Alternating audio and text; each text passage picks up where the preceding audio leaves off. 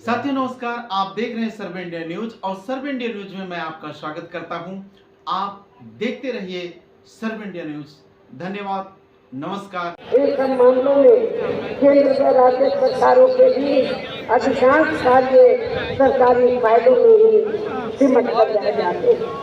ये भी कानून व्यवस्था भी यूपी सहित पूरे देश में कोई खास तरीके नहीं। हर प्रकार के अपराध में काफी बढ़ रहे हैं। ऐसे में जो विरोधी पार्टियां सत्ता में आने के लिए खासकर चुनाव के समय में अपने अपने चुनावी घोषणा पत्रों में जो किस्म किस्म से लुभावने वायदे करती हैं, तो उनको फिर ये पार्टियां सत्ता में आने के बाद 50% भी लागू नहीं करती हैं।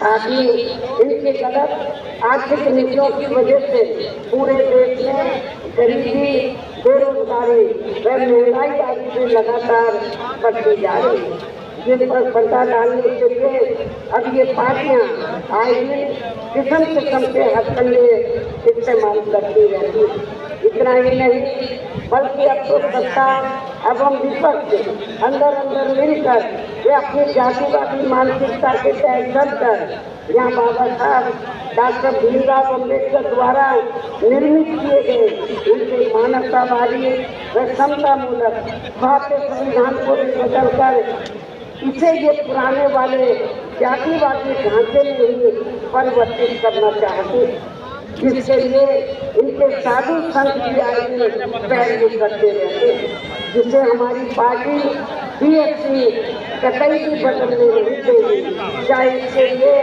हमें कितना भी संघर्ष क्यों न करना पड़े। तभी से जहाँ दलितों, आदिवासियों, पिछड़े वर्गों एवं अन्य उपेक्षित वर्गों के लोगों के कानूनी अधिकार सुरक्षित में बचे रह सकते हैं, वरना इन वर्गों के लोगों को अभी तक थोड़ा बहुत जो भी लाभ मिल रहा है, तो फिर यहाँ संविधान बदलने पर ये काफी खत्म ही हो जाएगा। जिन्हें बचाने व बरकरार रखने के लिए इन सभी वर्गों के लोगों को बीएसपी के झंडे से आपस में एक देना बहुत जरूरी है। साथ ही अपनी बीएसपी पार्टी को हर स्तर पर मजबूत बनाकर इसे सत्ता में लाना बहुत जरूरी है, क्योंकि बीएसपी ही एक ऐसी पार्टी है जो यहाँ बाबा साहब के बनाए गए संविधान को सुरक्षित रख सकती है और संविधान के मुताबिक चलकर यहाँ सदियों के उपेक्षित रहे दलित एवं अन्य उपेक्षित वर्गों के लोगों को अपने पैरों पर खड़ा कर सकती है। और ये सब आप लोगों ने यूपी में अपनी पार्टी की 4 बार रही सरकार के दौरान होते हुए देखा है। ऐसे में अब यूपी में बीएसपी को फिर से सत्ता में लाकर यहाँ की जनता को हर मामले में खुशहाल बनाना होगा।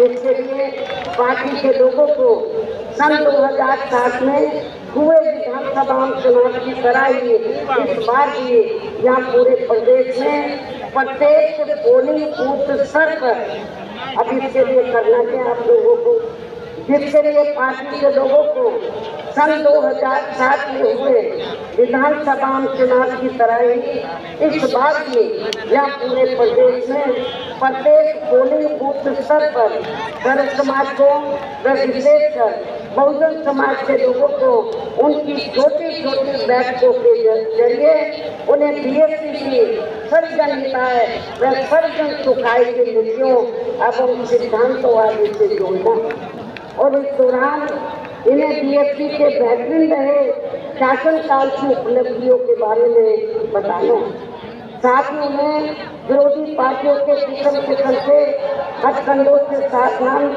रहने के बारे में भी जरूर बताना। और आप जो भी बातें मैं आप लोगों के सामने रख रही हूँ, तो उन्हें भी छोटी छोटी बातों में जरूर बताना है। और यदि पार्टी के लोग मेरी सब बातों पर सही से अमल कर लेते हैं, तो फिर एक बार अपनी पार्टी के हाथों में यहाँ सत्ता जरूर आ जाएगी।